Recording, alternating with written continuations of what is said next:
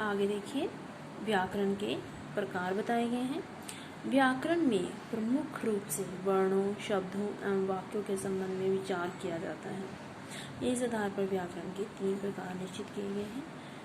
वर्ण विचार, इसमें विभिन्न वर्णों के विषय में विचार किया जाता है, यानी सारे अक्षरों के बारे में पता चलता है कि अक्षर कैसे लिखने हैं, सारे वर्ण कैसे लिखने हैं।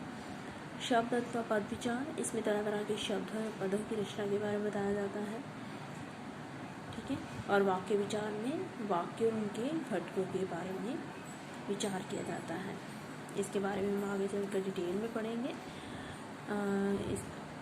इस पार्ट में इतना ही दिया हुआ है, तो हम इतना ही अभी समझेंगे। बोली और मानक भाषा।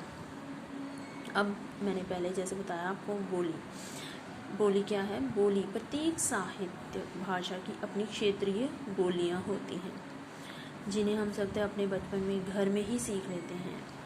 विद्यालय, स्कूल जाने से पहले हम अपने परिवार और आस पड़ोस में सामान्य बोली ही बोलते और सुनते हैं, ठीक है। ये होती है बोली कि आम बोलचाल की भाषा जिसे हम कह देते हैं, वो होती है बोली। कि इसमें कोई व्याकरण नहीं आता, कोई आपकी गलती नहीं निकाली जाएगी, आप जैसे बोलेंगे ठीक है। और ये आपको घर पर ही सीखने को मिलती है, आप ये घर बैठे ही सीख लेते हो। जो एग्जैक्ट भाषा है वो आप स्कूल में सीखते हो, ठीक है। तो वो बोली है, और हर क्षेत्र की अपनी अपनी बोली होती है, ठीक है। तो आगे है मानक भाषा। तो मानक का अर्थ है भाषा का व्याकरण सम्मत वह रूप जिसे विस्तृत रूप से स्वीकार किया गया है, ठीक है। अभी जो मैंने बताया आपको, एग्जैक्ट जो भाषा है वो मानक भाषा कहलाती है। बोली तो आम बोलचाल की भाषा है, वो हम कैसे भी बोल सकते हैं, वो हम घर पर भी सीख सकते हैं। लेकिन जो मानक भाषा है वो हम विद्यालय जाकर सीखते हैं अच्छे से, ठीक है। जिसमें कोई गलती ना हो, मात्रा की गलती ना हो, बोलने में कोई गलती ना हो। शिक्षित समाज मानक भाषा का इस्तेमाल करता है। जो पढ़ा लिखा समाज है, ठीक है, वो मानक भाषा का ही इस्तेमाल करता है। जो अशिक्षित है वो बोली ही बोलता है, ठीक है ना। क्योंकि बोली कोई सीखने वाली चीज़ नहीं है, वो अपने आप ही आ जाती है। घर में आपकी जैसी जो आपके माता पिता जैसा बोलेंगे, कोई भी आपके परिवार के सदस्य जैसा बोलेंगे, आप वैसा ही बोलना सीख जाओगे। अगर आपके माता पिता अंग्रेजी बोलते हैं, इंग्लिश बोलते हैं, तो आप भी इंग्लिश सीख जाओगे। हिंदी बोलते हैं तो हिंदी आप भी सीख जाओगे। पंजाबी बोलते हैं तो पंजाबी सीख जाओगे, ठीक है। तो जो शिक्षित समाज मानक भाषा का इस्तेमाल करता है। मानक भाषा का ज्ञान प्राप्त करने के लिए व्याकरण का अध्ययन ज़रूरी होता है, ठीक है।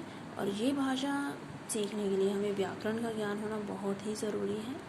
अतः हम कह सकते हैं कि किसी क्षेत्र विशेष में बोली जाने वाली मौखिक भाषा बोली कही जाती है। और जो बोली है वो बोलने के ही काम आती है, वो मतलब लिखी नहीं जाती। बोली आप कुछ भी मतलब जैसे घर में आप जैसे आपके माता पिता बोलते हैं, आप ऐसा बोल लेते हो, है ना।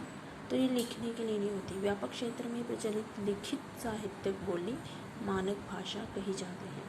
लेकिन व्यापक क्षेत्र में